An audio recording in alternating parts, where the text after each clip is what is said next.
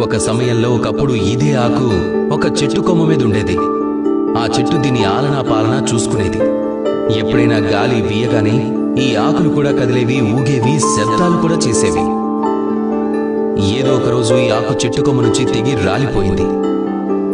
దీనికి దీని స్వతంత్రమైతే దొరికింది, కానీ ఇది ఎండిపోయింది కూడా, మెల్లమెల్లగా నిర్జీవంగా మారిపోయింది. ఇప్పుడు నేను ఇదైతే చెప్పడం లేదు స్వతంత్రం అనేది అనుచితమని, కానీ కాదు.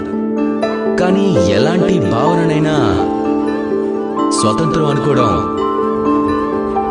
అది ఖచ్చితంగా అనుచితమే. ఒకవేళ మన జీవితంలో కుటుంబం గురించి మాట్లాడితే, ఆ కుటుంబంలో ఎన్నో భేదాభిప్రాయాలు ఉన్నా సరే, ఎన్ని మనస్పర్ధలు వచ్చినా సరే, ఎన్ని వివాదాలు జరిగినా సరే, వాటిని పరిష్కరించడం అవసరం అవుతుంది.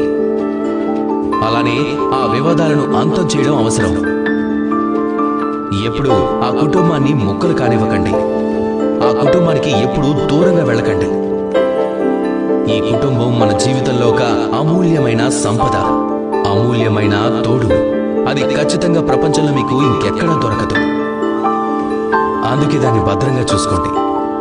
మీరొక ఆకనుకోండి, అలానే మీ కుటుంబం ఆ చెట్టు. రండి నాతో పాటు ప్రేమగా చెప్పండి, రాధా కృష్ణ.